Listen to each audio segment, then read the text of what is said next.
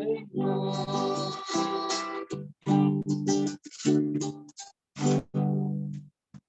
hermanos. Para honra y gloria a nuestro Dios. Hermanos, es un canto muy hermoso. En su coro, hermanos, dice unas palabras hermosas. Dice que a nuestro Dios, hermanos, sea la honra y la gloria. Por algo, hermanos, que nosotros como pueblo de nuestro Dios estamos agradecidos, hermanos. Primeramente, porque nos da la dicha, hermanos, de pertenecer a su pueblo, y porque no siendo merecedores, hermanos, nos dio la vida, hermanos, derramando su sangre. Amén, hermanos. Bien, hermanos, tenemos la oración inicial de este culto. Voy a pedirle a mi hermano varón iniciado, Juan Díaz, que él sea el que presente este culto delante de nuestro Dios. Amén. Amén, hermanos. Vamos a orar. Si pueden doblar su rodilla, vamos a hacerlo. Eterno y bondadoso Padre que moras en lo alto de los cielos, te damos infinitas gracias, Señor, porque una vez más nos has permitido culminar este día de actividades, de labores, Señor. Pero, Padre, ahora también nos permites tomar algo de tiempo, Señor, para ti y poder dedicártelo, Señor. Gracias porque nos permites estos bellos momentos de comunión contigo, de poder elevar estos cantos, Señor, desde lo más profundo de nuestro corazón. Poder hablar contigo a través de la oración, Señor. Gracias porque también nos permites disfrutar y deleitarnos en tu palabra. Padre, hemos de poner en tus manos este culto que estamos haciendo para tu honra y para tu gloria, suplicándote, bendito Dios, que tú te agrades de él, que veas nuestros corazones y nuestros pensamientos, Señor, que nos examines, pero que asimismo, Padre Santo, nos purifiques para que podamos ser presentados delante de ti, dignos, y podamos, Padre Santo, recibir de tu Espíritu en esta noche.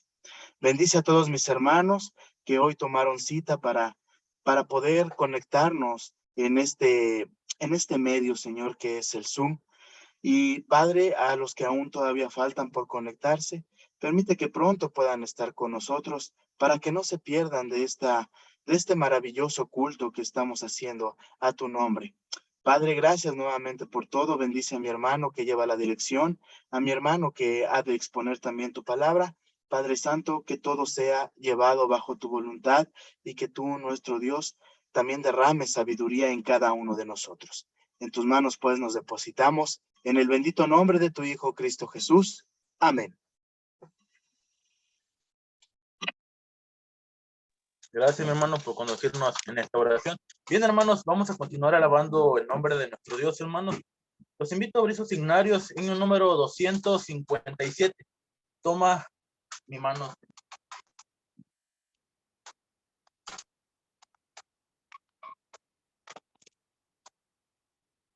Perdón, hermanos, toma mi corazón.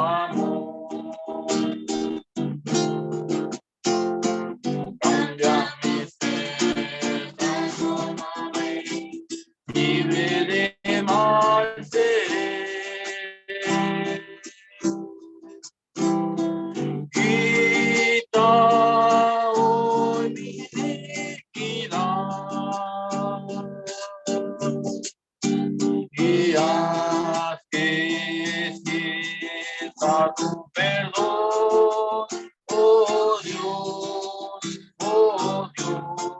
solo tu perdón. Oh mi gran Dios, escucha mi voz, oh mi Jesús, intercede por mí. Quiero estar cuando vengas junto a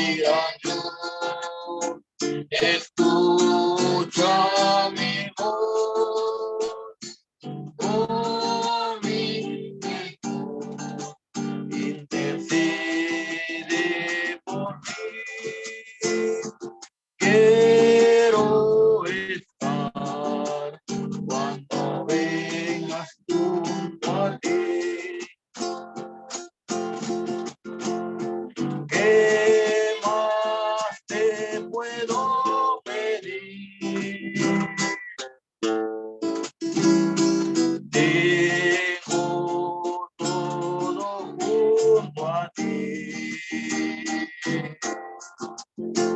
Tu compasión, tu bendición, tu infinito amor. Todo ha cambiado en mí. Mi vida es llena de tu amor, oh Dios, llena de tu amor. Oh, mi gran Dios, escucha mi voz, oh, mi Jesús, intercede por mí. Quiero estar cuando vengas junto a ti.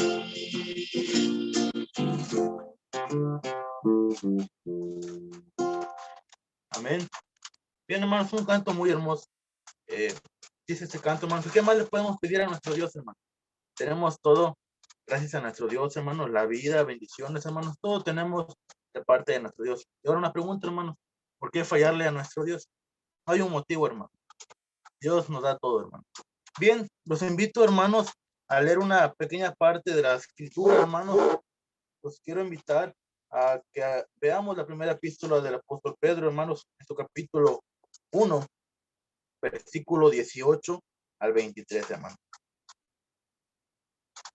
Cuando se encuentren ahí, hermanos, por favor, de atrás sus manos, hermanos, para ver que están ubicados en la cita. Amén. Es así el versículo 18 al 23, hermanos. Todos juntos daremos lectura. Es así la palabra de nuestro Dios. Sabiendo que habéis sido rescatados de vuestra vana conversación, la cual recibisteis de vuestros padres, no con cosas corruptibles como oro o plata, sino con la sangre preciosa de Cristo, como de un cordero sin mancha y sin contaminación, ya ordenado de antes de la fundación del mundo, pero manifestado en los postrimeros tiempos por amor de vosotros, que por él creéis a Dios, y el cual le resucitó de los muertos, y le ha dado gloria para que vuestra fe y esperanza sea en Dios, habiendo purificado vuestras almas en la obediencia de la verdad, por el Espíritu, en caridad hermanable, sin fingimiento, amaos unos a otros extrañablemente de corazón puro, siendo renacidos, no de simiente corruptible, sino de incorruptible, por la palabra de Dios que vive y permanece para siempre. Amén, hermanos. Bien, después de esta lectura, hermanos, ha llegado el momento de escuchar la palabra de nuestro Dios, hermanos, una escuela muy hermosa en la cual veremos el día de hoy. Quiero pedirle a mi hermano Gerardo Najera que si nos pudiera apoyar en esta oración por el momento de la escuela sabática. Adelante, mi hermano.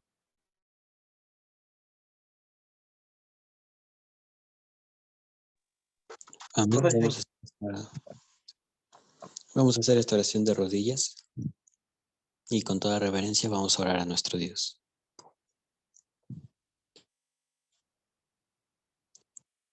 Eterno Padre, que habitas y reinas en las alturas de los cielos, alabado y bendito sea tu nombre. Gracias te damos, Señor, porque nos permites estar reunidos una vez más para poder estudiar tu palabra. La lección correspondiente al día sábado. Te damos gracias porque nos das esta oportunidad de poder estudiar tu palabra, de poder adquirir de tu sabiduría, para que posteriormente nosotros podamos salir al mundo y anunciar las buenas nuevas. Te pido seas con cada uno de mis hermanos que hacen posible esta reunión, con mi hermano director y asimismo con nuestro hermano que estará a cargo de la escuela. Tú le des tu palabra para que hable tu verdad. Esto te pido y agradezco en el nombre de Cristo Jesús, tu Hijo muy amado. Amén. Gracias, mi hermano. Bien, hermanos, así mismo recibamos a nuestro hermano Miguel Farfán. Mi hermano, el micrófono es suyo.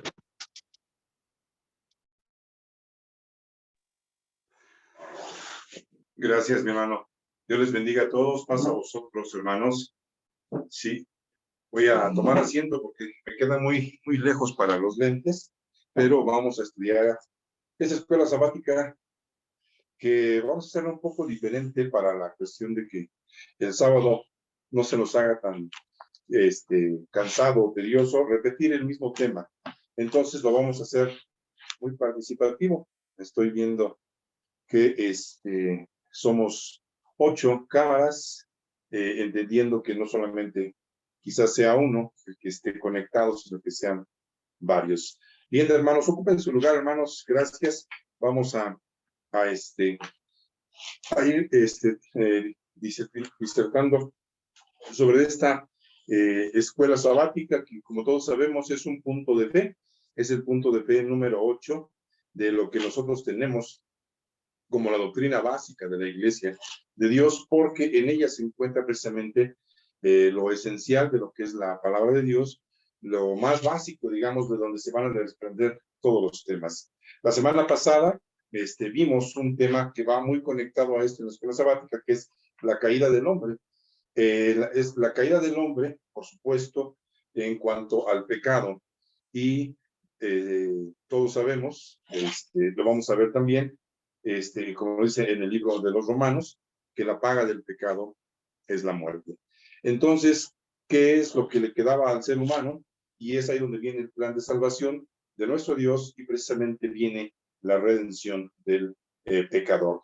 Bien, quiero partir, hermanos, tenemos un texto de memoria muy profundo, pero precisamente de lo que se trata es irlo cortando. Dice el versículo de memoria que el siguiente día, está en el capítulo, en el libro de Juan, capítulo 1, versículo 29, dice que el día siguiente ve Juan a Jesús que venía a él, y dice: he aquí el Cordero de Dios que quita el pecado del mundo.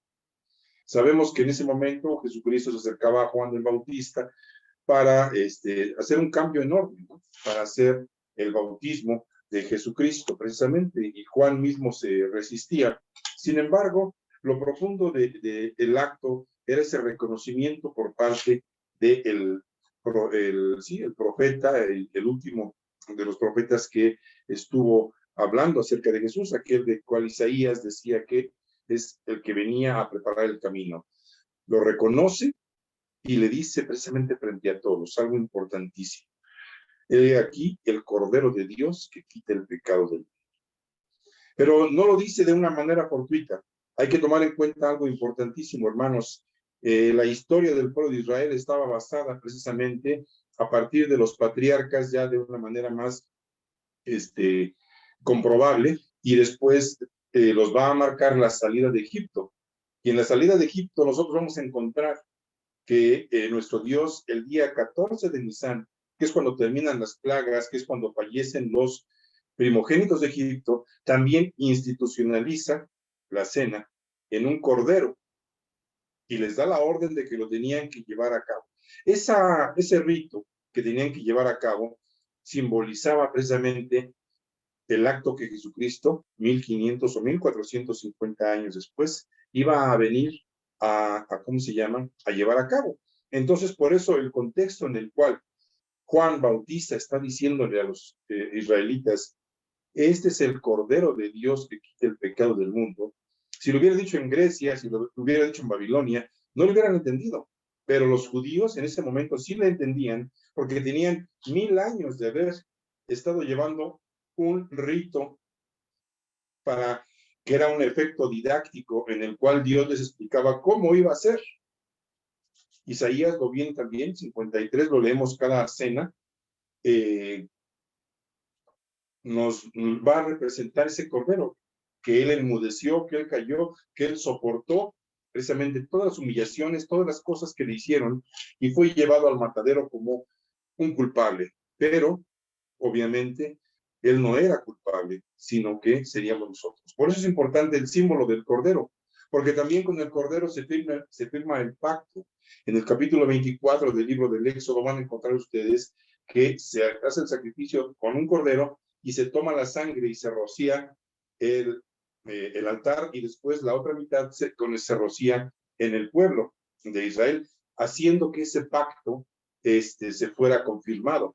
Obviamente, tenía que ser simbolizado por la sangre, que es uno de los puntos en los cuales vamos a encontrar que la sangre de Cristo va a ser ese símbolo que va a redimir al pecador, ¿sí? Por eso es importante, el texto nos va a ir, este texto de memoria nos va a ir, ¿cómo se llama?, metiendo al tema para ubicarnos. Pero además este cordero ya no solamente salvaba a Israel, la frase que dice quita el pecado del mundo, es una amplitud ahora que no solamente es para en ese momento los judíos y los del pueblo de Israel, no, ahora era para absolutamente todos.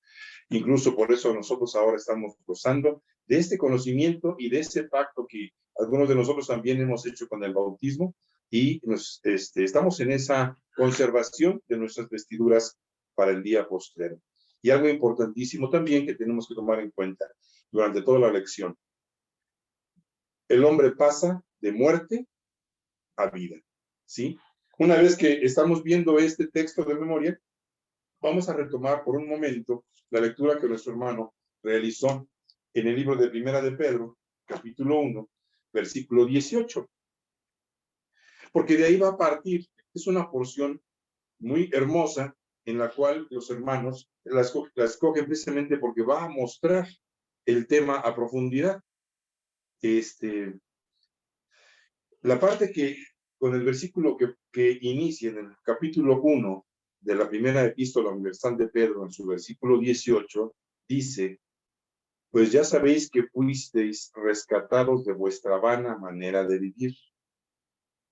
Y aquí hay que hacer reflexionar a la congregación cuando expongamos, o nosotros mismos cuando estemos tomando esta lección.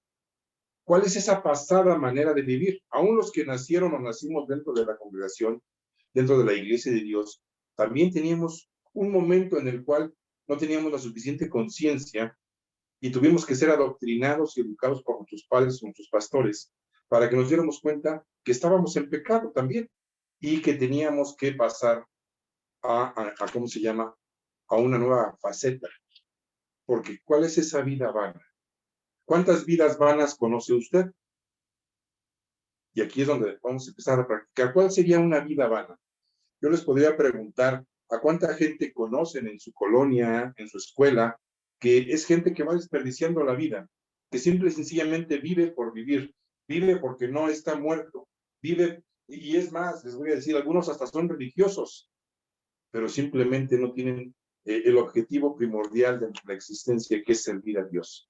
Recordemos que en la lección anterior, la caída del hombre, en esencia, es porque Adán y Eva quisieron llegar a ser igual a Dios por su propio esfuerzo.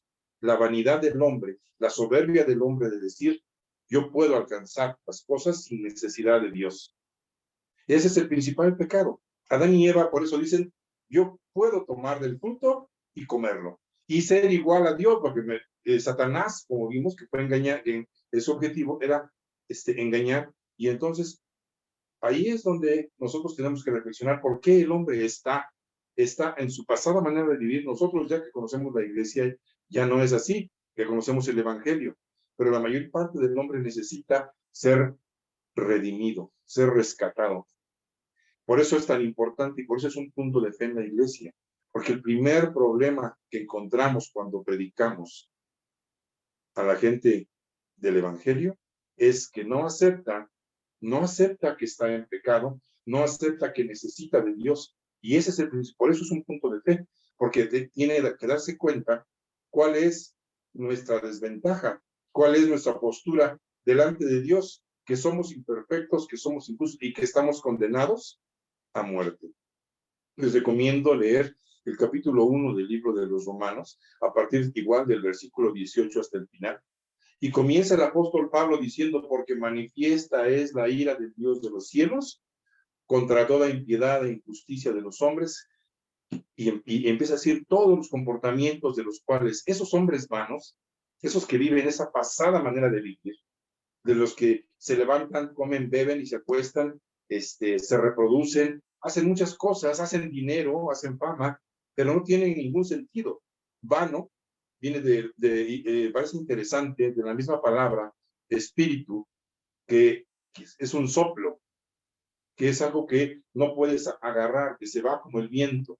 No siempre las palabras que conocemos nosotros como nefesh, ruach en hebreo o neuma en griego, siempre significan espíritu, ¿no? También significan viento, pero el simple viento que usted siente en la cara al mover la mano, también, porque a veces las palabras vanas salen, en ese momento está expirando el viento y se pierden en el viento, dicen las palabras, entonces sí, salen las palabras y al finalizar el sonido se pierden.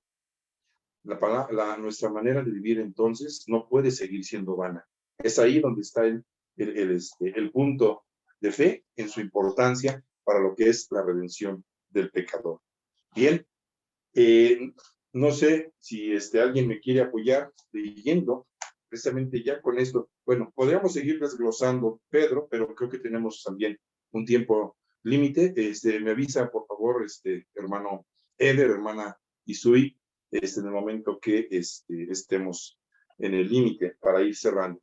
Y entonces, si ustedes van leyendo Primera de Pedro, capítulo 1, se van a dar cuenta que de ahí parte el apóstol y les está diciendo, estábamos perdidos. La manera de vivir era vana. O sea, muchas veces lo vamos a encontrar en los salmos, porque crecen como las flores del campo y los impíos y son cortados y perecen para siempre. Así como hay una vida eterna para los hijos de Dios que guardan el mandamiento de Dios, también hay una muerte eterna para los que neciamente no quisieran escuchar la palabra. Toma una trascendencia y muchos hermanos se desesperan porque quisieran que toda su familia, los seres queridos, escucharan el evangelio. Incluso que nosotros mismos pudiéramos vencer fácilmente el pecado para conservarnos dentro de lo que son las vestiduras blancas, dentro de lo que es el comportamiento de la iglesia, ¿sí? Esa remisión, conservar lo que Jesucristo hace por nosotros en el momento que fallece y se entrega por nosotros. Bien, y por eso el apóstol lo va diciendo, y dice cosas hermosas en el versículo 20. Él estaba destinado desde antes de la fundación del mundo. Primera de Pedro 1:20. Es un versículo también precioso. Él estaba destinado desde antes de la fundación del mundo, pero ha sido manifestado en los últimos tiempos por amor de nosotros. Él dice de vosotros, pero obviamente está hablando hacia nosotros de los últimos tiempos. Por medio de él, creéis en Dios, quien lo resucitó de los muertos y le ha dado gloria para vuestra esperanza sea en Dios. Al obedecer a la verdad mediante que el Espíritu y habéis purificado vuestras almas para el amor fraternal no fingido. Eso es aquí y ahora, como iglesia, como congregación. Amaos unos a otros entrañablemente de corazón puro, pues habéis renacido. Y esa es otra de las partes que ustedes, hermanos, como jóvenes, quisiera que retomáramos. Los que ya pasamos de 50 años, hemos vivido y nos hemos dado cuenta de cómo ha cambiado la juventud, de cómo ha cambiado el mundo. Ahorita ustedes son el principal foco de atención donde los están golpeando con información, publicidad, cultura. Eso es importantísimo porque a veces no distinguimos. Ya porque es cultura lo consideramos bueno y no es cierto.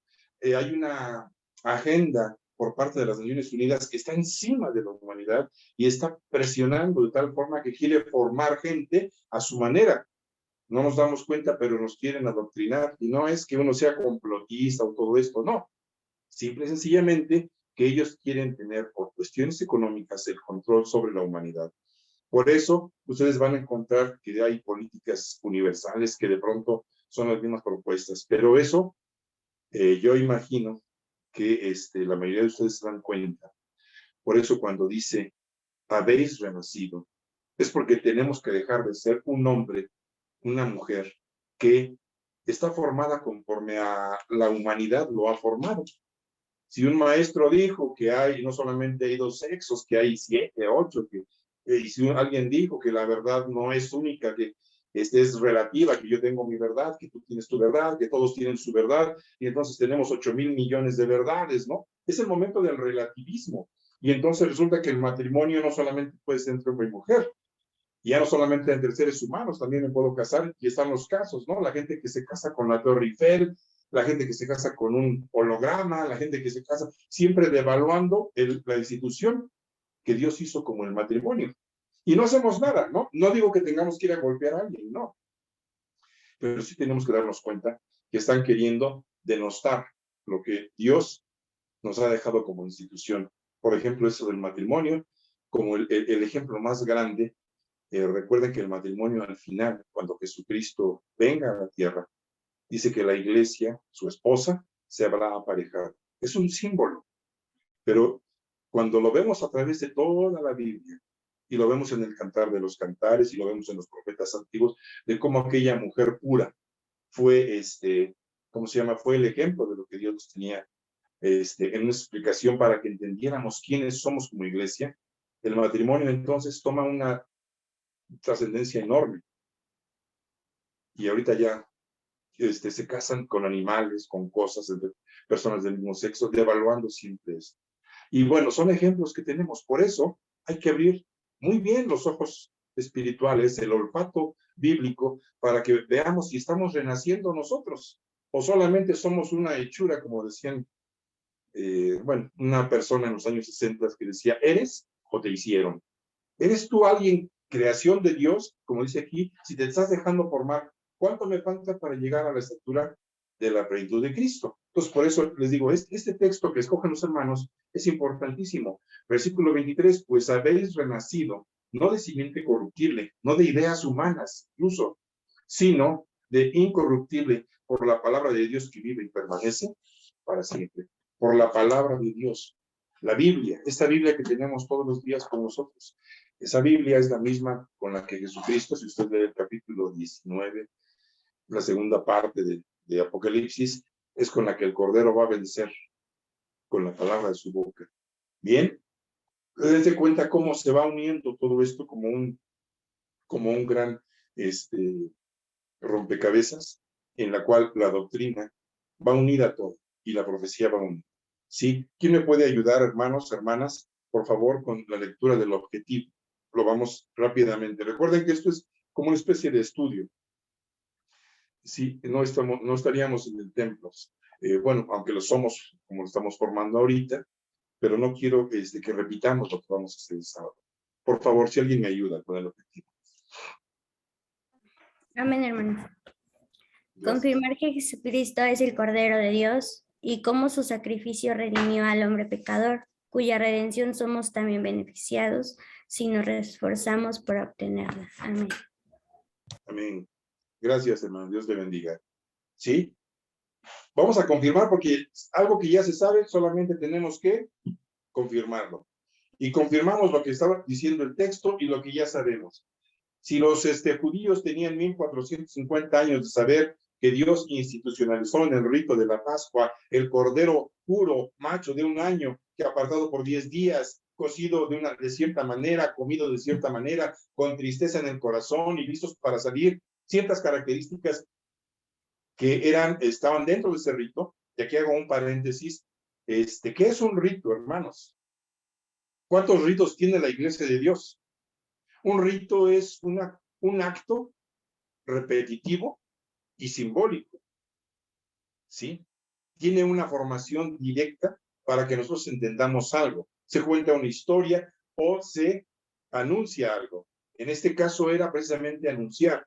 Dios, en los tiempos de Israel, manejó una ley ritual. Dentro de esa ley ritual había muchos símbolos, de los cuales lo vamos a encontrar ahorita en Hebreos capítulo, en el libro de los Hebreos, que nos va a ir explicando que todos esos ritos no eran más que figura de lo que más adelante iba a ser algo realmente literal, ¿sí? Entonces, por eso es por lo que en ese momento había ritos. ¿Qué ritos tiene la Iglesia de Dios en estos momentos? La Iglesia de Dios solamente tiene 2 ritos, hermanos: el bautismo y la cena. Y aún así, no los hacemos exactamente iguales todos, porque eso sería caer en un fanatismo. Lo hacemos sentido de corazón, ¿sí? Porque tiene un símbolo, y lo vamos a encontrar en el manual de usos ministeriales, perfectamente descritos. ¿Por qué nada más tenemos dos? Precisamente porque se abusó de los ritos del primer pacto y esos ritos cayeron en otra dimensión. De hecho, ahorita esos judaizantes que se autodenominan mesiánicos, que no son mesiánicos, porque realmente no creen en el Mesías, si creyeran en el Mesías no regresarían a las leyes antiguas, pero precisamente por eso nosotros tenemos que distinguir. Los ritos eran para aquellos tiempos y sabemos que Dios los quita cuando viene Jesucristo y ahora nos habla directamente a la cara. No se ha mostrado de una manera tan directa antes de Jesucristo, sino con Jesucristo, dice el capítulo 1 del libro de los Hebreos, Dios, habiendo hablado en muchas maneras a los padres por medio de los profetas, ahora lo hace directamente por su Hijo. Y yo le menciono los textos porque sé que se va a quedar grabado esto y lo podemos recuperar, y dos, que la mayoría de ustedes los he escuchado en algunas participaciones anteriores, saben de lo que estamos hablando. Por eso el objetivo es confirmar lo que ya sabemos, ¿sí? Y viene la redención del pecador al venir Jesucristo como Cordero de Dios, y viene también los beneficios para nosotros. Y el esfuerzo viene no antes, sino posterior.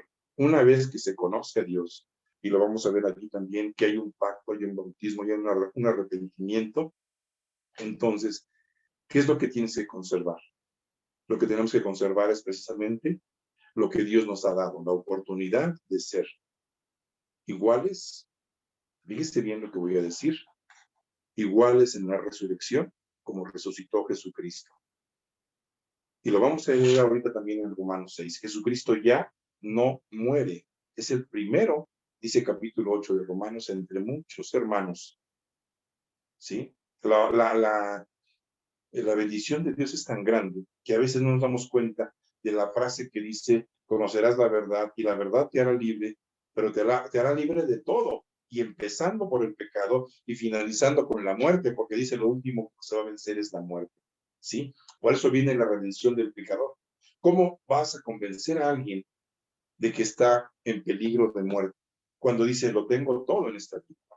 Entonces, no, ese es el problema real, que la mayor parte de gente dice el pecado no existe en la actualidad, ese relativismo del que hablábamos, o dice también Satanás no existe, ¿no? Que está muy de moda ahorita por esos grupos que andan diciendo que Satanás no existe. Decían los judíos en la Edad Media, el mejor truco de Satanás es hacerte creer que no existe, ¿no?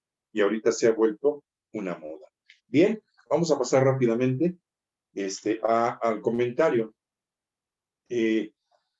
No sé si alguien me quiere apoyar. Ahora, por favor, un varón, con el primer párrafo, una lectura somera.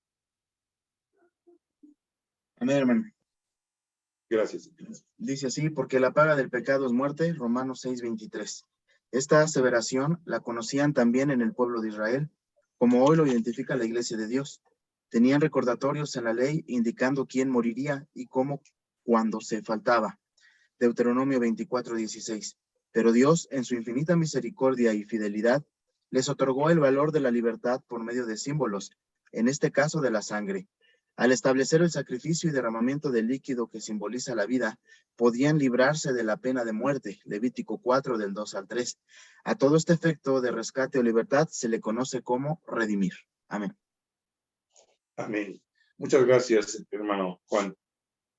Dense cuenta cómo aquí rápidamente nos ubican. Uno, la paga del pecado es muerte directa. Y aquí vamos a retomar dos textos. Voy a pedir dos voluntarios. Romanos 7:7 y Primera de Juan 3:4. ¿Quién me ayuda? Romanos 7:7 y Primera de Juan 3:4. ¿Por qué es importante esto? Porque la paga del pecado es muerte. ¿Cómo saber que alguien está en pecado? ¿Cómo saber que estoy? Entonces, si estoy en pecado, por supuesto que estoy en muerte. ¿Alguien lo tiene, hermanos? Amén, hermano. Perdón, ¿qué le da, hermano? Romanos 7:7. Gracias, hermana Eva. Eve, perdón. Eve. ¿Qué pues diremos? La ley es pecado en ninguna manera. Pero yo no conocí el pecado sino por la ley, porque tampoco conociera la concupiscencia si la ley no dijera, no codiciarás. Amén. Amén, gracias. Y el otro que también está junto, ¿alguien tiene 1 de Juan 3:4? Gracias, hermana, Dios le bendiga. Básicamente, el punto es que el pecado es la transgresión de la ley. Fíjese bien lo que voy a decir. El pecado es un error, es una equivocación, es fallar en algo. En 1 de Juan 3:4 hace referencia a que el pecado es la transgresión de la ley directamente, ¿sí?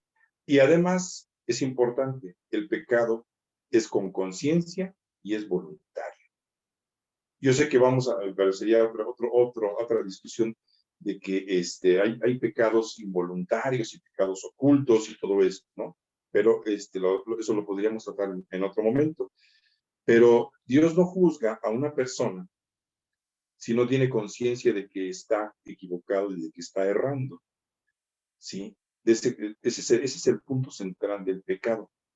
Aquella parte en la que vamos a ver en el libro de Hebreos 10:26, donde dice, porque si pecáramos voluntariamente, ya no queda ningún perdón. Pero, precisamente por eso es la necedad, se llama prevaricato. Dice un prevaricador es aquel que conoce la verdad, es más, que predica la verdad, pero que él mismo no la pone en práctica. Eso es un pecado muy grande. ¿Por qué? Porque ya tiene la conciencia de lo que es bueno y de lo que es malo. Y estoy seguro que si usted pregunta a la mayoría de las personas si conoce a Dios, si ha escuchado el mensaje de la montaña, que es el mensaje más difundido en el mundo, Mateo 5, 6 y 7, las bienaventuranzas, amados los unos a los otros, no hagas mal, trata a los demás como quieras que te traten, todo ese tipo de argumentos que maneja Jesucristo como aquel principio básico del Evangelio del amor. La mayor parte de la humanidad lo conoce. Y entonces, por supuesto que sabe distinguir. Por eso esa necesidad de regresar al pecado, Dios la castiga ya muy fuerte. Si yo estoy en un error, dice el apóstol, no se conoce el pecado, sino solamente por la ley. ¿Sí? Y el capítulo 2 del libro de los Romanos, versículo 18, habla de los que sin ley pecaron. Dice, sin ley también perecerán, porque Dios es justo. Si no conociste la ley de Dios, dice, lo va explicando más adelante en el capítulo 2 de Romanos, les va a decir, ellos tienen la conciencia por ley y les va a decir lo que es malo. En todo el mundo, robar es malo, matar es malo. Algunas sociedades quieren decir que adulterar no es malo, pero lo cierto es que en todas sí es malo. Aunque digan que había sociedades donde había poligamia y todo ese tipo de, ¿cómo se llama? Argumentos. Hay un autor que es judío, Claude Lévi-Strauss, no sé si alguien lo haya escuchado, yo creo que sí, ustedes ya la mayoría de eso tienen estudios universitarios, y él hace precisamente esa antropología, hace estudios antropológicos de los comportamientos humanos y demuestra esa parte, ¿no? Que no nos vamos a meter tampoco ahí, pero que para que vean que hay una conciencia. Dios lo pone en la palabra, hace 2000 años que el apóstol Pablo escribe, y ya tiene esa circunstancia en la cual el hombre tiene una conciencia para distinguir lo bueno de lo malo. Precisamente por eso se conoce el pecado, ¿sí? Es importantísimo Romanos 6:23 porque nos ubica donde está. El pecado, la paga. ¿Qué se refiere con la paga? El producto. Lo que vamos a obtener del pecado va a ser muerte. Y la parte que quiero retomar de este párrafo dice a la mitad, dice, después de la cita de Deuteronomio 24:16, dice, pero Dios es en su infinita misericordia, después de que todos estaban bajo pecado, dice, misericordia y fidelidad les otorgó el valor de la libertad por medio de símbolos. Y ahí vamos a encontrar para qué servían los rituales. Si alguien pecaba, traía un corderito, traía un becerro, traía dependiendo qué, una tórtola, 2 palominos, lo que fuera, y con eso tenía remisión de pecados en ese momento, pero no les limpiaba la conciencia. ¿Cómo puedes hacer entonces que una persona sea buena a partir de los ritos. Eso fue la parte más complicada que hubo en el Antiguo Testamento, ¿sí? Bien, no sé si hay algún comentario, duda, hermanos, alguna queja en este momento. Estamos casi a la mitad, o no, es cierto, apenas tenemos el primer párrafo. Bien, rápidamente, ¿quién me ayuda con el segundo párrafo?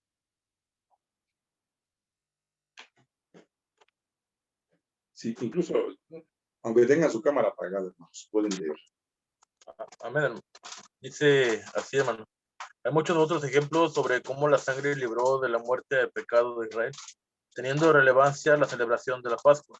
Pero de todo ello es necesario relacionarlo con la enseñanza del apóstol Pablo, quien hace referencia de ello diciendo que esa ley tenía la sombra de los bienes venideros, por lo cual no era la imagen misma de las cosas.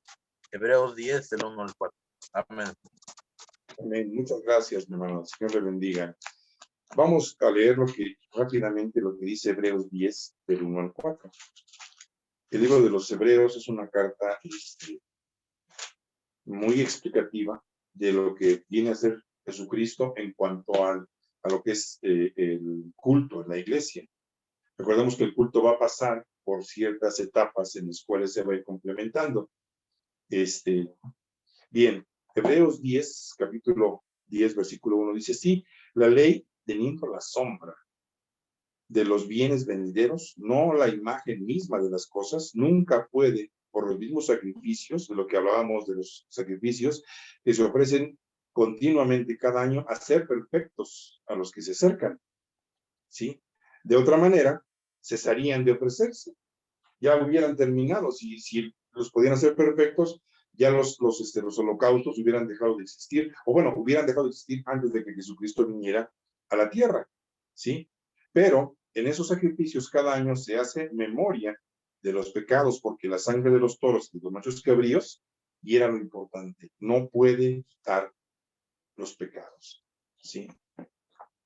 ¿Cómo se consigue una conciencia tranquila? Ahí es donde está la oferta de Dios para redimir al pecado.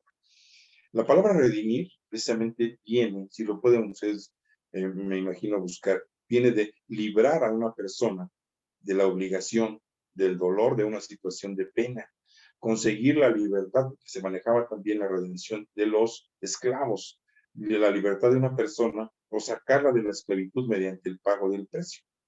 Y se buscaba, lo vamos a ver ahorita, por medio de la propiciación. Propiciación ya no se utiliza tanto en nuestro idioma actual, pero significaba tener la venia de Dios en específico, que sea propicio a mí, lo vamos a encontrar incluso en las palabras de Jesucristo, cuando aquellos hombres que están orando dice, Señor, sé propicio a mí, ¿sí? Ya no lo escuchamos en las palabras, en los diálogos cotidianos, ¿sí? Esa es la parte central, ¿sí? Y precisamente son los bienes. Una sombra, por supuesto, la sombra solamente es algo que se coloca entre la luz y la persona que está viendo, o el lugar donde se proyecta esa sombra, y no es el objeto en sí, ¿sí? No es la cosa en sí, dirían los filósofos. Por eso, por lo que Hebreos es tan importante, ¿no? Bien, el tercer párrafo, si alguien me ayuda, el tercer y cuarto párrafo, no, tercero, que es el tercero y luego el cuarto, por favor, ya para ir rápidamente a las preguntas que son obvias. ¿Alguien puede ayudarnos con el tercer párrafo, por favor, hermanos?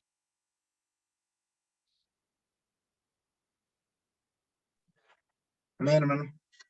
Dice, Dios nos demuestra con lo anterior el sacrificio de nuestro Salvador y su plan de redención, por lo cual, al derramar su sangre en el madero, somos beneficiados al redimir nuestros pecados y ser librados de la muerte. Por eso entendemos que su sacrificio es inigual, que Él es la propiciación por nuestros pecados. Primera de Juan 4:10 y Primera de Pedro 1:19. Desde luego, cumpliéndose con el proceso previo de creer, arrepentirse y bautizarse en el nombre del Señor Jesucristo. Amén. Amén. Bien, gracias, mi hermano Juan. Nos damos cuenta aquí de dos cosas muy importantes. La redención viene de Dios. Quiero que quede muy, muy claro que la sangre de Jesús, la expresión es simbólica. no es literal. La sangre de Jesús no lavó físicamente. Fue derramada en el madero, sí, pero es el símbolo precisamente de aquella redención para nosotros, ¿sí? No sé, a veces, por eso había, de hecho todavía se cuenta en el Vaticano que hay frascos con la sangre de Cristo y que está, ahora que salió el manto de Turín, no sé si sepan lo que es el manto de Turín o la sábana santa, ¿no? No sé si alguien lo sepa, que se supone que es la sábana donde envolvieron a Jesús para ponerlo en la tumba y que después esa sábana tiene el dibujo del personaje, ¿no? Como si la sangre fuera o tuviera un poder. Recuerden que hay diferencia entre lo que es la manifestación de Dios y lo que los hombres consideran como magia, ¿sí? Entonces, la sangre físicamente, no, es el símbolo, por eso el apóstol Pablo está diciendo, la sangre de Cristo puede precisamente limpiar a todo el pecado de los hombres y lo vamos a encontrar que en el primer discurso de Pedro, el día de Pentecostés, lo va a decir, arrepiéntase y bautícense, porque ustedes han derramado la sangre del justo, con esa misma sangre pueden alcanzar el perdón de sus pecados, ¿sí? Bien, la última frase donde dice, desde luego, cumpliéndose con el proceso previo de creer, arrepentirse y bautizarse en el nombre del Señor Jesús. Una vez que la persona está comprendiendo su situación, por eso habla de aquella redención, comprende, tiene que pasar al arrepentimiento, al bautismo, y como les digo, la verdadera acción del cristiano está a partir de ahí, que es conservar lo que ha obtenido. Sí, último párrafo, lo voy a leer rápidamente para irnos ya. Así es como por medio del bautismo se logra ser limpio del pecado y como consecuencia se obtiene la redención, de acuerdo a Efesios 1:7 y Apocalipsis 1:5. Ahorita vamos a hacer una remembranza. En la razón de lo cual, aún en el tiempo presente, como hijos de Dios, es imprescindible reconocer y valorar su sacrificio, así como ese lavamiento como único del bautismo, porque únicamente por esta sangre se logra la perfección. Cuanto a la conciencia, para lograr la reconciliación con Dios, de acuerdo a 1 de Pedro 1:18 y 19, que lo tuvimos ahorita como lectura, y 3 del 21, ¿sí? Estos textos, pues sí, los vamos a ir. Tenemos la posibilidad. ¿Cuánto tiempo nos queda, por favor, hermanos? Ya llevamos,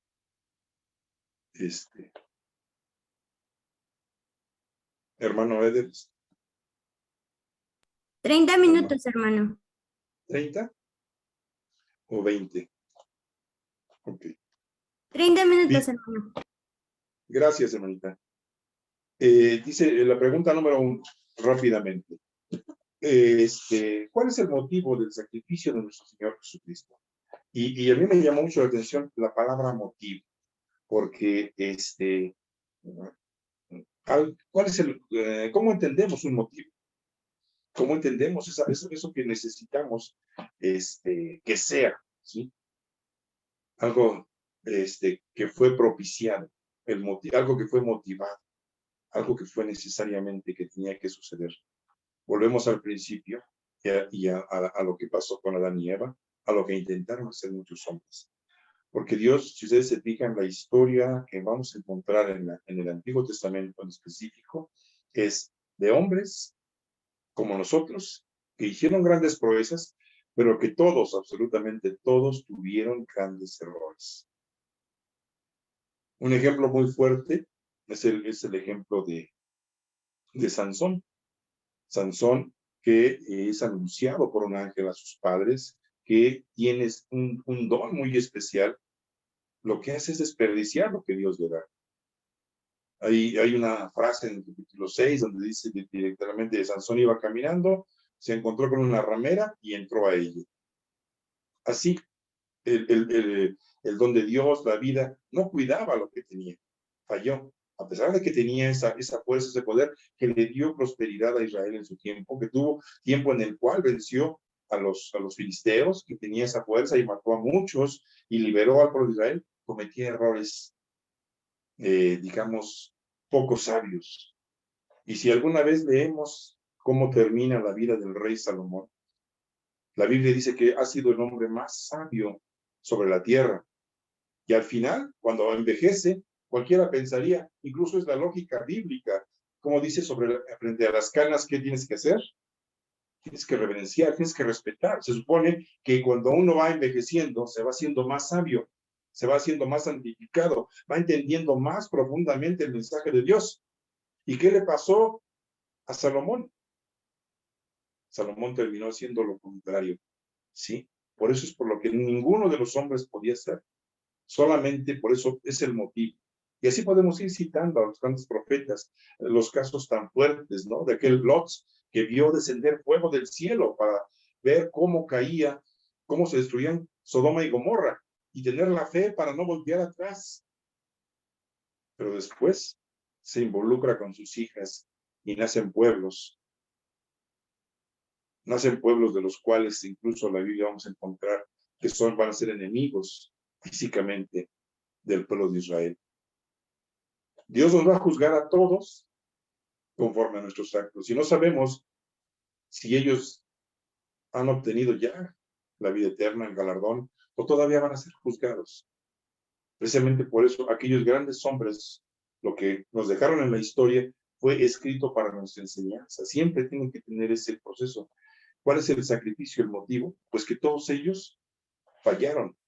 Todos ellos fallaron. Sin embargo, el único que no falló fue Jesucristo. Y es ahí por eso el motivo. Vamos a leer Mateo 20, 28. Dice así: como el Hijo del Hombre no vino para ser servido, sino para servir y para dar su vida en rescate por muchos. Mateo dice no solamente unos cuantos, ya no solamente como lo vimos sino que ahora el motivo era para dar su vida. Jesucristo vino precisamente a eso. Y algún día vamos a pedir tiempo para hablar también sobre de Jesucristo. Si entendía lo que él vino a hacer desde un principio o poco a poco fue madurando. Sí, bien. Primera de Timoteo 2:6 nos va ¿cómo se llama? 2:10, perdón. Dice, el cual se dio a sí mismo en rescate, y aquí ya lo amplía más. ¿Por quién? Por todos, de lo cual se dio testimonio a su debido tiempo. Primera de Timoteo, primera de Timoteo 2:6. Sí, lo vamos leyendo. Me estoy yendo rápido para no obviar las cosas. Si ustedes se fijan, entonces está hablando ahora que el motivo por el que viene Jesús básicamente es, ¿cuál, hermanos? Salvar al mundo, salvar a muchos, y después dice salvar a todos, Timoteo. Y segunda de Timoteo 1:10, hermanos. Voy diciendo las citas y las vamos a ir, ¿cómo se llama? Leyendo rápidamente para entender más el contenido y no quedarnos en la búsqueda. Segunda de Timoteo 1:10 dice, pero que ahora ha sido manifestada por la aparición de nuestro Salvador Jesucristo, el cual quitó la muerte y sacó a la luz la vida y la inmortalidad por el Evangelio. Esta es una de las partes que en lo personal más me hace sentir ese deseo de seguir siendo parte de la iglesia, guardando los mandamientos, pero sobre todo lo que incrementa la fe de los hermanos. ¿Por qué? Porque, ¿qué es quitar la muerte? ¿Qué es sacar a la luz la vida y la inmortalidad? Sí, la vida eterna pues tiene que ser un concepto que nosotros tenemos que tener permanente. Yo solamente les puedo decir que lo que Jesucristo nos está dando es absoluto. En Primera de Corintios, capítulo 15, del versículo 22 al final, nos va a hacer esa es la parte más clara, donde nos va a decir cómo va a ser esa transformación. De que la carne y la sangre no heredan el reino de Dios, sino que tiene que ser un espiritual para ser transformado. Y para ser transformado, hay que conservarlo. Y entonces obtener lo que Jesucristo mismo tiene. ¿Sí? ¿Por qué? Porque ese es el plan de Dios. Tan maravilloso, tan grande. Bien. No sé si hay alguna duda, algún comentario, alguna queja, hermanos, con toda confianza, por favor. Si no, para pasar a la pregunta número 2. No, nos faltan 2 citas más. Sí. Ok. La segunda parte de la pregunta número dice, con los versículos anteriores formule un concepto de redención, ¿sí? Añadiendo Romanos 3:25, ¿sí? Romanos 3:25 dice, a quien Dios puso como propiciación por medio de la fe en su sangre para manifestar su justicia a causa de haber pasado por alto la paciencia, con paciencia los pecados pasados. ¿Qué quiere decir? Que ya no tiene que haber memoria de lo que hicimos anteriormente, que esos pecados han sido totalmente perdonados. Cuando hacemos el pacto con nuestro Dios, tenemos esa iniciación. A veces la gente se sorprende cuando pregunta, ¿por qué se bautizan? ¿Cuál es el punto del bautizo? Si los bautismos son cuando los niños son chiquitos, ¿no? El bautismo, así como lo hizo Jesucristo, y no porque Jesucristo tuviera pecado, es un pacto que va a simbolizar el perdón de los pecados. Se olvida todo. Es un borrón y cuenta nueva, es un inicio, es una recreación. El apóstol Pablo lo va a manejar por lo menos en 3 citas, a renovarse en el espíritu de vuestra mente, dice. Porque ahora tienes que ser una criatura nueva, una nueva creación de Dios, andar en novedad de vida. Y ahí es donde comienza precisamente lo que está diciendo en Romanos 3:25, dice, se olvida aquello, y ahora ya no, yo voy a procurar no pecar, por supuesto, y no es un consuelo, ni es una alcahuetería pensar, no vamos a dejar de pecar, seguimos pecando, pero por supuesto, ya no van a ser los pecados en la magnitud como los hacíamos en el desconocimiento y lejanos del conocimiento del Evangelio.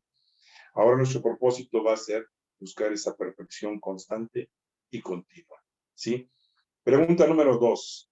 Dice así, ¿cuál es la paga del pecado? Ya lo leímos, de acuerdo a Romanos 6:23. Conservarse en pecado, quedarse como está la gente, mucha gente le va a decir, a mí déjame, ¿no? Yo quiero. Y no es nuevo, lo encontramos en los Salmos, ¿no? Y hasta en 2 Salmos, cuando dice, y dijo el necio en su corazón, no hay Dios. ¿Sí? No, la gente que decide literalmente quedarse en la postura, en la posición en la que se encuentra y decir, yo no necesito de Dios, es la parte más triste, pero también la parte más fuerte, ¿no? Recordemos que incluso va a haber hasta el final, después del milenio, aquella guerra, que igual como en Sodoma y Gomorra, después del milenio, aquella guerra en la cual dice que directamente descenderá fuego de Dios de aquellos hombres que no se arrepintieron. Y vamos a encontrar también en las plagas, ¿no? Que cuando van a ser heridos por esas plagas, entre más son heridos, más van a blasfemar en contra de Dios. Ahí es donde se tiene que ir. Yo creo que esta generación va a tener un incremento en el conocimiento de las manifestaciones de Dios. Para nosotros fue algo maravilloso ver cómo nos platicaban ya nuestros padres de que Israel había regresado a su patria y se manejaba la guerra de los 6 días como aquello grandioso, pero a esta generación le va a tocar cosas mucho más, proféticamente hablando, más palpables, más literales, más directas, en las cuales se va a ir manifestando el plan de Dios más directamente, ¿sí? Entonces, aquí tenemos precisamente la segunda parte de esta segunda pregunta. ¿Cuál fue el medio por el cual fuimos rescatados de esa paga, o sea, de la muerte?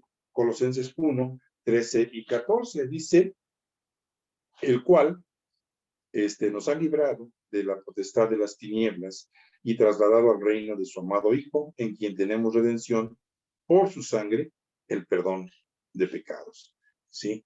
Y eso es lo importante.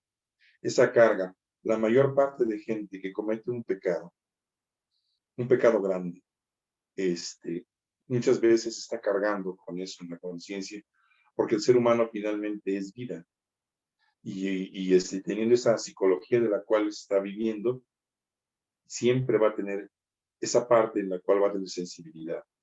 Todo el mundo sabe que en una guerra, en un momento en el cual un ser humano mata a otro ser humano, cambia, nunca vuelve a ser el mismo. Y estoy hablando de cosas extremas, ¿no? Alguien que ha llegado a hacer cosas terribles, llega el momento en el que no puede con esa conciencia. Las dos opciones es siempre, ¿no? Ahorita que está muy de moda, porque nos damos cuenta también que la maldad ha aumentado tanto. Ya encontramos gente que no tiene corazón, que no tiene esa naturaleza de la vida en el ser humano. En los casos donde asesinos, multiasesinos, ¿no? Que ya no se sabe cuánta gente han quitado la vida, cuánto han robado, cuánto han hecho. Y no se arrepienten. Por eso les digo, la maldad de la gente ha crecido. Y lamentablemente eso se está haciendo algo ya más abierto para todos. Ya no solamente es un caso, ya son muchísimos casos. Tienen cauterizada la conciencia, dice el apóstol Pablo. Sí. Bien, por eso la segunda cita es Efesios capítulo 1, versículo 17. Dice, en quien tomamos redención por su sangre, el perdón de pecados según la riqueza de su gracia. ¿Sí? Estábamos, dice la primera parte, que la paga del pecado es muerte, pero la segunda parte es la redención por medio de la sangre de Cristo Jesús. La pregunta número 3, ya pasando rápidamente, dice, ¿qué beneficio se obtiene tras el sacrificio de nuestro Señor Jesucristo de acuerdo a 2 de Timoteo 1:10? Dice, pero ahora, y aquí comienza ya la grande libertad para nosotros, se ha manifestado la aparición de nuestro Señor Salvador Jesucristo, el cual quitó la muerte y sacó a la luz vida, como ya lo leímos, por cierto, y la inmortalidad por el medio del Evangelio. Y Romanos 6, del 8 al 10, y si morimos con Cristo, creemos que también viviremos con Él. Y aquí es donde viene, le digo, la parte más sorprendente, sabiendo que Cristo, habiendo resucitado de los muertos, fíjese bien, ya no muere. ¿Por qué? Porque a veces se piensa que Jesucristo era totalmente inmortal, que estuvo desde que nació, tenía los poderes como hijo de Dios directamente en la parte espiritual, pero Jesucristo tenía, pues no sé si decirle capacidad de morir, porque de hecho murió, porque si no hubiera muerto, como dicen muchas religiones, especialmente las gnósticas, que solamente fingió su muerte, entonces sería un farsante. Y por supuesto, si tuviéramos la postura de los trinitarios, entonces pensaríamos que quién murió, ¿no? ¿Cuál de los tres, según ellos? Pero no, Jesucristo era igual que usted, de carne y hueso, y tenía las mismas dudas en algún momento, y eso yo creo que se puede revisar la vida de Jesús, de la parte humana, en los evangelios. Dice aquí, ya no muere. Precisamente eso es lo que está ofreciéndole a nosotros. La muerte no se enseñoría más de él, porque cuando murió al pecado, murió una vez por todas. En cuanto vive, para Dios vive. ¿Sí? Ese es uno de los temas que más nos debería de interesar en cuanto a la resurrección. Pregunta número 4, dice, sí, además de la muerte, ¿de qué hemos sido rescatados por nuestro Señor? De acuerdo a 1 de Pedro 1:18, que dice, sabiendo que fuiste rescatados de vuestra vana manera de vivir, la cual recibisteis de vuestros padres, no con cosas corruptibles como oro o plata. Y por supuesto lo que platicábamos al principio. ¿Qué tan productiva es nuestra vida delante de Dios o qué tan vana es nuestra vida como la tenemos ahora? ¿No? ¿Por qué? Porque eso es importantísimo.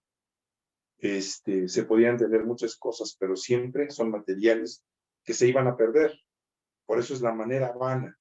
Sí, hay muchos que dicen, no, porque de hecho, dentro de la iglesia, y ustedes conforme pasa el tiempo se van a dar cuenta que hay gente que llega a decir, en tu iglesia, pura gente mediocre, pura gente pobre, pura gente, y empiezan a ofender, ¿no? Puros ignorantes, y se van a hacer sus cosas. Y sí, les va bien materialmente hablando, ¿no? Y es ahí donde no tenemos que dejarnos caer. Primero, Proverbios nos lo va a recordar muchas veces, no desees el camino de los pecadores, aunque les vaya bien, aunque se vean muy productivos, porque ellos van a caer una vez y nunca más se van a levantar. Pero el Hijo de Dios, incluso lo dice Proverbios mismo, porque el justo cae 7 veces y torna a levantarse. Pero nosotros tenemos esta esperanza más grande, que es precisamente la vida eterna, la resurrección, ¿sí? Bien, la segunda cita, precisamente en Hebreos. ¿Qué más? No es cierto, estábamos en la pregunta número 4, segunda parte de la, no sé si es de la pregunta número 4. ¿Qué implicaciones tiene lo anterior con respecto a nuestro comportamiento? De acuerdo a Hebreos 10, 26 y 29, lo que platicábamos también un poco al principio. Ahora que si pecáramos voluntariamente después de haber recibido el conocimiento de la verdad, ya no queda más sacrificio por los pecados. ¿Sí? Alguna vez mucha gente ha preguntado, hermano, ¿se puede perder la salvación? Pues sí, hermanos, por eso esa es la verdadera lucha.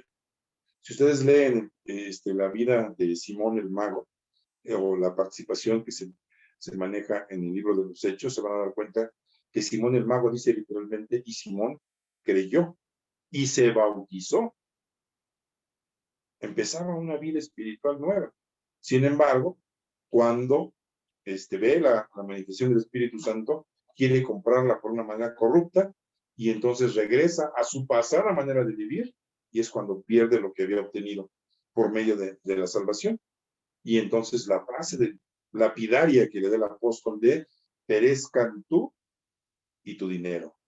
¿Sí? Esa es la parte más fuerte que lo recupera Hebreos. Acuérdense que la Biblia se va complementando siempre, no cambia de temas, sino que al contrario, lo mismo, la misma teología que se tiene en el Nuevo Testamento se tiene en el Antiguo, ¿sí?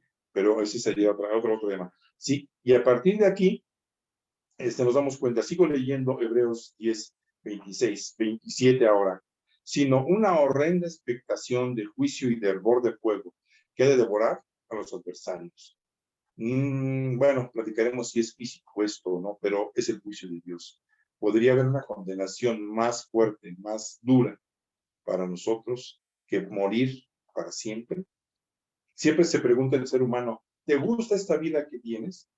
Dura un promedio de 80 a 100 años, ¿no? Y hay quienes se aferran a vivir, hay quienes quieren conservar la vida. ¿Por qué? Por supuesto, por caminos equivocados, ¿no? Por medicamentos, por muchas cosas. Sin embargo, aquí lo importante es que es el camino equivocado. Porque sí, la vida que Dios nos ha dado es hermosa y tenemos que irla valorando. Ustedes ahorita son jóvenes y nunca van a ser tan inteligentes, tan rápidos, tan hermosos como son ahora. Y va a llegar el momento en que van a darse cuenta que de pronto empieza uno, después de los 45, 50 años, empieza uno a envejecer y empieza a tener limitantes en el cuerpo. Pero también va comprendiendo más la vida y se va enamorando más de ella, porque el regalo de Dios más grande que nos ha dado es eso. A ninguno de nosotros se nos preguntó si queríamos vivir o no. Dios en su amor y misericordia decidió que usted, que yo, que todos los que estamos en la tierra, tuviéramos esa probada de existencia, de vida, para posiblemente, si entendíamos el mensaje, pasar a la vida eterna. Pero si esta vida que tenemos ahorita limitada, material, nos gusta, la sabemos expresar, la sabemos vivir, la sabemos disfrutar, la sabemos compartir. Así como dice bien lo dice el capítulo 9 del libro de Eclesiastés 9:9, goza de la vida, no sé si lo he leído, goza de la vida con la mujer que amas, porque al sepulcro donde tú vas no hay nada. Pero el mensaje de David, de Salomón, en ese momento es goza de la vida. El mensaje de Dios a través de Salomón es goza de la vida, porque no hay paga para el ser humano más importante que gozar de lo que trabaja, de comer su pan, de tener su familia. Esa vida que se tiene entonces en este momento también debe de ser propiciada es una muestra para lo que va a ser más adelante la vida eterna. Sí, ya para ir cerrando, porque siempre me empleo mucho, disculpen, me gusta mucho hablar de la palabra de Dios. Dice el versículo 8, el que viola la ley de Moisés por el testimonio de los 2 o 3 testigos muere, porque lo maneja hasta el versículo 29 en Hebreos 10. Testimonio de los testigos muere irremisiblemente. Cuanto mayor castigo pensáis que merecerá el que pisoteare al Hijo de Dios y tuviere por inmunda la sangre del pacto en el cual fue sacrificado e hiciere afrenta al Espíritu de gracia. ¿Sí? Se cuenta, hermano, que precisamente son las cosas que Dios nos está dando en ese principio de la redención del pecador. Se va a redimir el pecador. Nosotros mismos los tenemos que ir valorando en cuanto a esa redención. Pregunta número 5. Además de su vida, ¿qué más ofreció como padecimiento nuestro Salvador para cumplir con el plan de redención? De acuerdo a Hebreos 5, del 5 al 9 y Hebreos 2, 14 al 18. Dice Hebreos 5, del 5 al 9. Así tampoco Cristo se glorificó a sí mismo. Esa parte es importantísima. Cristo nunca va a buscar usurpar a nadie. Al mismo lo dice en Colosenses, Jesucristo nunca quiso usurpar, aunque actuó en forma de Dios, estuvo en forma de Dios, es el que manifestó a Dios, nunca tuvo por usurpación ser igual a Dios. Y aquí vemos todavía mayor humildad. No quiso ser, dice, haciéndose sumo sacerdote. Cristo tampoco se glorificó a sí mismo haciéndose sumo sacerdote, sino que Él le dijo, tú eres mi hijo, o mi hijo eres tú, y yo te engendré hoy. Como también dice en otro lugar, tú eres sacerdote para siempre. Ese mediador, sacerdote significa mediador. Eres el sacerdote para siempre según la orden eterna de Melquisedec, que es un tema que yo creo que se ha visto en las escuelas sabáticas. Y Cristo en los días de su carne ofreciendo ruegos y súplicas con gran clamor y lágrimas al que le podía librar de la muerte, fue oído a causa de su temor reverente. Fíjese bien cómo Jesucristo, y aquí una de las grandes partes, ¿por qué Jesucristo oró con temor reverente? Una pregunta que sí me gustaría que contestara alguien, por favor. ¿Jesucristo tenía la posibilidad de que fallara, de que no resucitara? Sí, Así es. ¿Por qué, hermano? por el simple hecho de que estaba sujeto también a la ley de la carne, nuestro Señor Jesucristo. Él vino a ser un varón, un hombre común como nosotros, y así como nosotros estamos sujetos a la ley de la carne, nuestro Señor Jesucristo también estaba sujeto a ella. Pero aquí la única diferencia es que él podía vencer esas tentaciones con la espada de dos filos, con el escudo, que es la palabra de nuestro Dios, y él sabía perfectamente a qué venía aquí a la tierra. Por eso no se dejó engañar por el diablo. Así es, hermano. Muchas gracias, mi hermano Juan. Pero, sí, efectivamente, por eso es importante distinguir. Él sabía y él utilizó, nos enseñó a utilizar esa espada de dos filos. Sin embargo, él también tuvo miedo. Él también tenía el peso de la humanidad en sí. Si él fallaba, no podríamos haber alcanzado salvación nadie. Si él fallaba, hermanos, imagínense. Precisamente por eso vamos a encontrar, no solamente en el capítulo 4 del Evangelio de Mateo, dice que es llevado por el Espíritu al desierto, literalmente así lo dice, es llevado Jesucristo, después de su bautismo en el capítulo 3, y también en el capítulo 4 de Lucas dice que es llevado en el Espíritu al desierto, y tiene un objetivo, para ser tentado del diablo. Y las tentaciones tienen que ser proporcionales, porque si no, no fueran tentaciones. ¿Qué es una tentación? Una tentación es algo que posiblemente pueda yo ser convencido para cometer un acto que no debo. Y entonces Satanás empieza a ofrecerle a Jesucristo. ¿Sí? 40 días y 40 noches está en ayuno y tiene que pasar por hambre, tiene que pasar, se le ofrece poder, se le ofrecen muchas cosas. Precisamente por eso, y él como te contesta, como bien lo dice nuestro hermano, utilizando la palabra de Dios. Es ahí donde está la importancia de estar, como dice el Salmo primero, meditando, deleitándose de día y de noche en la palabra. Sí, rápidamente, gracias, pues, nuestro hermano, y que dice, estábamos leyendo en el ¿cómo se llama? En el libro de los Hebreos 5, versículo 7, Cristo en los días de su carne, ofreciendo ruegos y súplicas con gran temor y lágrimas al que le podía librar de la muerte, fue oído a causa de su temor reverente. Y aunque era hijo, por lo cual padeció, aprendió, todavía, fíjese bien, aprendió obediencia. Y habiendo sido perfeccionado, vino a ser autor de eterna salvación para usted, para mí, para los que estamos buscando esa obediencia. Por eso esta redención del pecador es trascendental, porque el sacrificio de Jesucristo es aquí donde toma forma, donde se complementa totalmente, y uno dice, no queda más que decir, como dijo Pedro, ¿a quién iremos? Solamente tú tienes palabras de vida. Y aquí está. Vino a ser el autor de la eterna salvación una vez que obedeció, precisamente para ser perfeccionado. ¿Sí? Hebreos 2:14 al 18 dice así que, por cuanto los hijos participaron de carne y sangre, él también participó de lo mismo, para destruir por medio de la muerte al que tenía el imperio de la muerte, esto es, al diablo, y librar a todos los que por temor de la muerte estaban durante toda la vida sujetos a servidumbre. ¿Quién tiene temor de la muerte? La humanidad entera, aunque diga que no.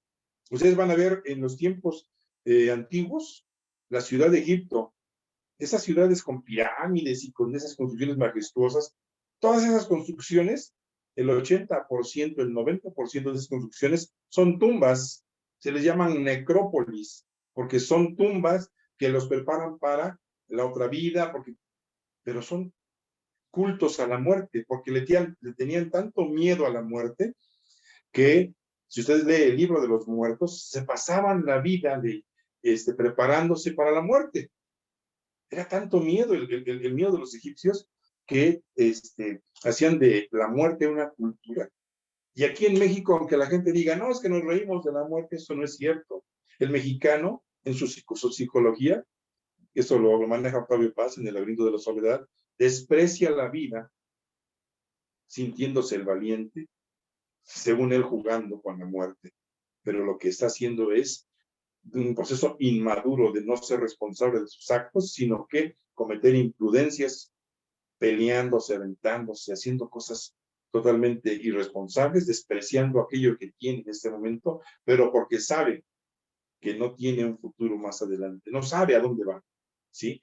Esa representación de la muerte carcajeada, de la muerte chistosa, de la muerte, por supuesto que es una manera de esconder la realidad, pero ese será otro tema. Sin embargo, la mayor parte de gente, como dice el apóstol, le tiene miedo a la muerte. Nuestro Señor Jesucristo la venció. Por eso nosotros, si no es un envalentonarse y salir al mundo, sino tener la confianza de que el día de mañana, como dijo Job 19:25, porque yo sé que mi Redentor vive y al fin de los tiempos se levantará, y yo sé que después de decir ya está mi piel, he de ver en mi carne a Dios. Y con estos ojos de veré. Job 19:25, en los tiempos de Moisés escribió. Y ya había quien creía igual que usted en esa redención, en el levantamiento de los muertos, ¿sí? Ya había esa parte en la cual la resurrección estaba como una parte. Por eso le digo, la doctrina está completa en toda la palabra. Capítulo 18 del libro de los Salmos, en el último versículo, literalmente dice, en cuanto a mí, seré satisfecho cuando despierte a tu semejanza, refiriéndose, por supuesto, al Hijo de Dios, ¿sí? Es ahí donde todo esto, les digo, se va uniendo y va uno entendiendo a la profundidad. Pues en cuanto él mismo padeció siendo tentado, versículo 18 del capítulo 2 de los Hebreos, pues en cuanto él mismo padeció siendo tentado, es poderoso para socorrer, ¿no es cierto? No, sí, estábamos bien. Socorrer a los que son tentados. También él, recordemos, es como un mediador. Una vez que tuvo la experiencia de vivir como nosotros, ahora sabe lo que es eso, y entonces es el abogado que tenemos delante de Dios que intercede por nosotros diciendo, falló porque es carne. Recordemos el pensamiento en el capítulo 6 de Génesis. No contenderá mi espíritu con el hombre, porque ciertamente él es carne. Y eso es lo que Jesucristo está abogando por nosotros constantemente. Y es que otra vez falló, no fue íntegro, otra vez volvió a copiar en el examen, volvió a mentir delante de sus padres, volvió a no diezmar, y empieza, sí, pero mira, Señor, las necesidades y la humildad y la carnalidad. Y otra vez Jesucristo está constantemente, ¿cómo se llama? Abogando por cada uno. de nosotros. Sí. Pregunta número 6 y última. ¿Por qué se considera que el sacrificio de nuestro Señor Jesucristo fue la ofrenda perfecta para la redención de acuerdo a Hebreos 9:28? Dice así Hebreos 9:28, así que también Cristo fue ofrecido una sola vez para llevar los pecados de muchos y aparecerá por segunda vez sin la relación con el pecado para salvar a los que le esperan. Lo hemos platicado ya en este momento, sin embargo, solamente para reforzar, Jesucristo fue ofrecido precisamente por los pecados, así como aquel cordero antiguo de los tiempos de Moisés y durante todo el tiempo que estuvo Israel en ese peregrinar y luego ya como reino, luego ya como dividido y gran parte como perseguido el reino del pueblo de Israel, aunque le prometieron una tierra de Canaán, en realidad solamente estuvieron como 120 años máximo, ¿no? Una cosa pequeña en la cual gobernaron y por su necia manera de actuar, Dios los castigó, ¿cómo se llama? Con los babilonios, con los persas, con los romanos, al revés, con los griegos, con los romanos, y luego con la diáspora, ¿no? Aquella necedad en la cual ellos no entendieron, pero que en realidad lo que hace es explicar la actuación de Dios en la historia de los hombres. Y aparecerá, dice la segunda parte, por segunda vez en relación con el pecado, sin relación con el pecado, para salvar a los que le esperan. Y entre eso estamos nosotros.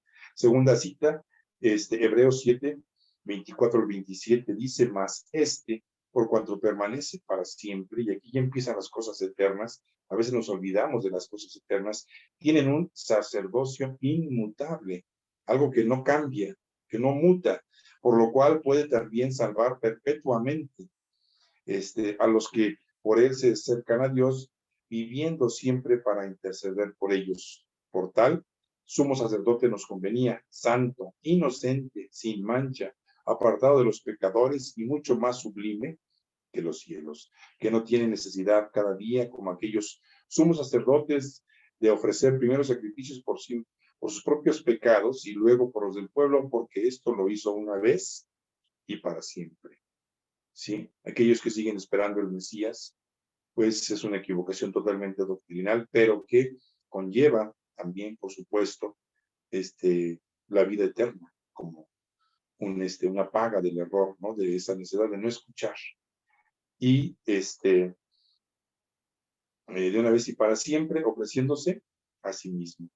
Y el último texto que nos dan los hermanos es Hebreos 10, capítulo 12, pero Cristo, habiendo ofrecido una vez y para siempre nuevamente un solo sacrificio por los pecados, se ha sentado a la diestra de Dios. Y ya también sabemos por qué está sentado ahí. Sí, hermanos, esta sería básicamente, creo que la escuela se explica también por sí misma, pero es bueno irlo recordando como un punto de fe. Si nosotros pensamos que, como mucha gente maneja, ¿no? En esos mundos cristianos, de que el pecado, ¿cómo se llama? Lo podemos vencer nosotros mismos, es una necesidad. Necesitamos de Dios para vencer el pecado, porque desde el principio así es. Necesitamos la redención por medio de Jesucristo para obtener la vida eterna. Gracias, hermanos. Que Dios les bendiga.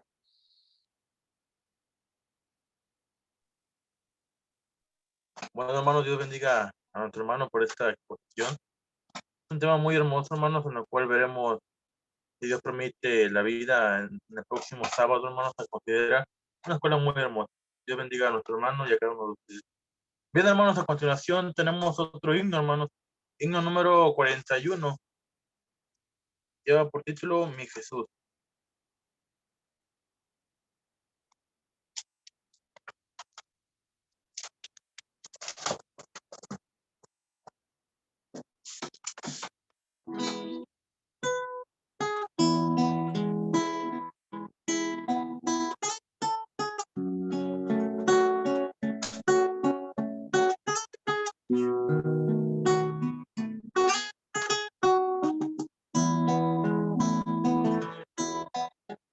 Mi Jesús,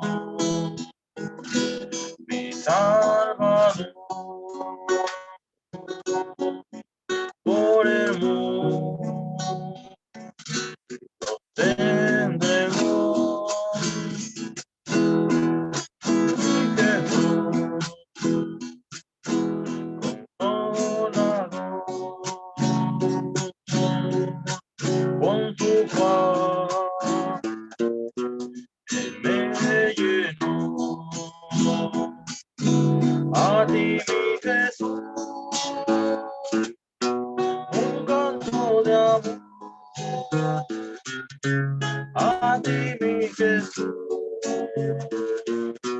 Él es conmigo, Señor amoroso, Señor bondadoso, Hijo de Dios, mi intercesor, Jesús, de cruz murió, mis pecados perdonó, mi Jesús resucitó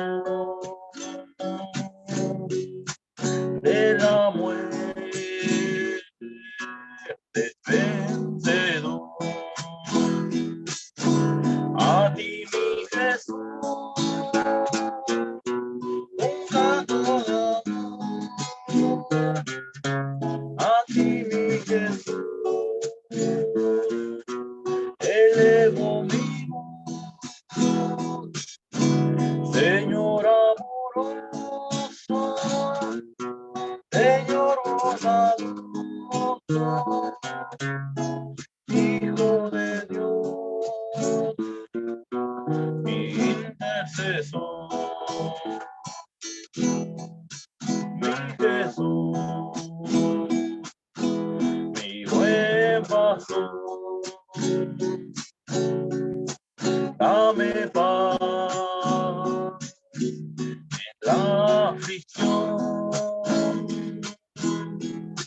mi Jesús, mi Redentor. Quiero un día oír tu voz. A ti, mi Jesús, un canto de amor. A ti, mi Jesús, elevo mi voz, Señor amoroso, Señor bondadoso, Hijo de Dios, mi intercesor.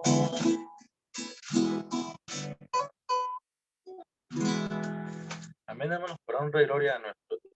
Bien, hermanos, ya vamos a ir concluyendo, hermanos, este servicio a nuestro Dios, pero no sin antes, hermanos, tenemos avisos y bienvenidas con mi hermano obrero Abinadab Rosales, hermano. Les dejo el lugar.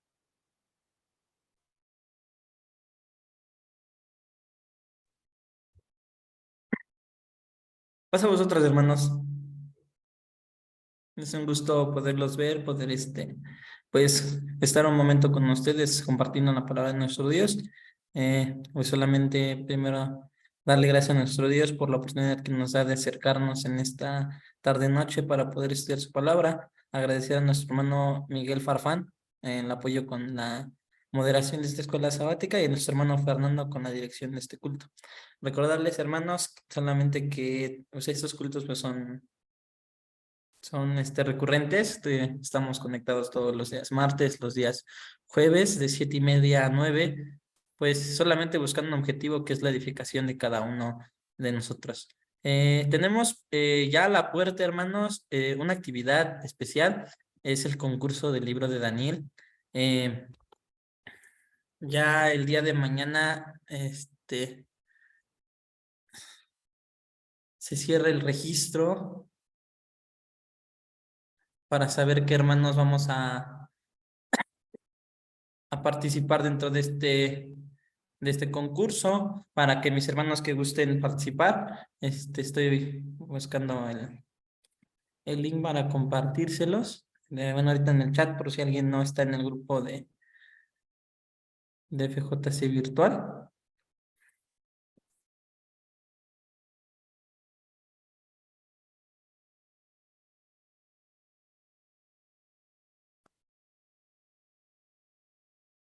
Ese sería el link para el registro para este concurso de Daniel, que será este día jueves a las 7:30. el cual pues será el moderador nuestro hermano ministro Julio Quirós de la región 1. Pues esperamos, hermanos, contar con su participación. No se trata a lo mejor de ganar, de ser los mejores, sino que buscamos esa edificación. Buscamos que cada uno de nosotros pues busquemos con más ahínco el estudiar la palabra de nuestro Dios. Parte del lema de esta actividad es lo que dice allá en la carta a Timoteo, capítulo 4, versículo 13, entre tanto que voy, ocúpate en leer. Y pues creo que todo lo que nosotros leemos pues es importante. Y qué mejor pues también poner a prueba nuestro conocimiento a través de este concurso. Sí habrá premios, sí habrá alguna retribución para el hermano que pues gane el concurso. No sé, a lo mejor no es algo tan grande, pero es como un incentivo también para que nosotros pues busquemos seguir estudiando. También para el día último jueves de diciembre vamos a tener otro concurso que va a ser acerca del libro de Hechos. Entonces, también para que lo vayan considerando. Creo que serían todos los avisos por el momento. Pues los esperamos, hermanos, este día jueves para que nos puedan acompañar. Igual, registrarnos en el concurso. No creo que sea tan complicado. También, muchas veces leemos el libro de Daniel y pues, pues, aunque no alcance a estudiar mucho, pues participa, hermano. Es bueno, poder participar, ir mejorando nuestras habilidades mentales, porque cuando vamos a predicar el evangelio, pues a veces nos encontramos alguna persona y pues, no hay Biblia, no hay apuntes y pues tenemos que hablar. Entonces, esto pues también nos sirve para ir desarrollando nuestras aptitudes. Pues sería esto por el momento, hermanos. Lo seguimos esperando y que Dios los bendiga. Pasa a vosotros. Vamos, paz. Ojo, mi hermano, Dios le bendiga. Bien, hermano, ya estamos por concluir, hermano. Gracias a nuestro Dios que, como les comentaba, hermano, gracias a nuestro Dios nos permitió estar un puñado de discípulos aquí reunidos, hermanos, con la intención de alabar en nombre de nuestro Dios. Bien, hermano, solo resta la oración final, hermano. Voy a pedirle a mi hermano Miguel Farfán, hermano, que sea él el que despida este culto en manos de nuestro Dios. Adelante, hermano. Sí, hermano. Muchas gracias, hermanos. Vamos a despedirnos, nuestro Dios, como decimos también al principio, dándole gracias por todo. Vamos a orar, hermanos. Poderoso Padre, que moras en las alturas de los cielos, Señor, te damos gracias porque nos has permitido, Padre Santo, meditar en tu palabra, cantar himnos, Señor, a tu gloria, vernos, Señor, aunque sea por estos sistemas ahora digitales, porque sabemos que nunca nos has olvidado, que seguimos teniendo, Señor, un plato de comida en nuestras mesas, siempre, Padre Dios y poderoso. Padre, te pedimos que cada uno de los que nos hemos reunido, bendigas a las familias y nos permitas una noche tranquila, estar en paz, Señor, y tener la bendición, Señor, sobre nosotros, de que tu ángel, Señor, acampe en nuestro alrededor y nos cuide. Bendice a toda tu iglesia, Señor, esparcida en la faz de la tierra, que en las actividades cotidianas, Señor, está también realizando sus cosas en esta tierra, Padre Dios, y en especial también te pedimos, Padre Dios, por el concilio que viene próximo, para que todas las decisiones que nuestros hermanos ministros tomen sean guiadas, Señor, por tu Santo Espíritu, y que los permitas, Señor, que también sea para crecimiento y edificación de las congregaciones.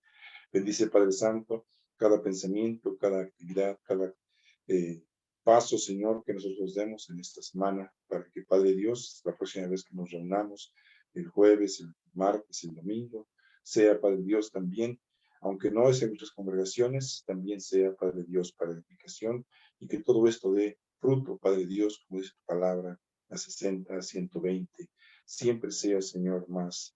Te pedimos que en cada uno de los que estamos reunidos también pongas la idea, Señor, en el corazón, de que hasta el último día de nuestros días, de nuestra vida, Señor, estemos dentro de tus atrios meditando tu palabra y gozándonos, Señor, en tu mensaje.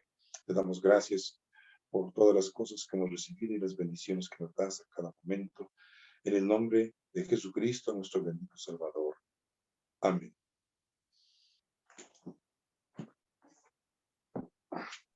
Bien, hermanos, estamos despedidos. Fue un gusto verles, hermanos, y gracias a nuestro hermano, a mi hermana, y estoy junto con este equipo, hermanos, por permitirme esta dirección. Bien, hermanos, estamos despedidos. Pasa a vosotros, hermanos. A vos paz, hermano. Dios les bendiga. Pues a vosotros, que Dios les bendiga. A vos paz. Pasa a vosotros, hermanos, y muchas gracias por darme la oportunidad. Que el Señor les bendiga, hermanos. Pasa a vosotros. A vos paz, hermano. Dios les bendiga.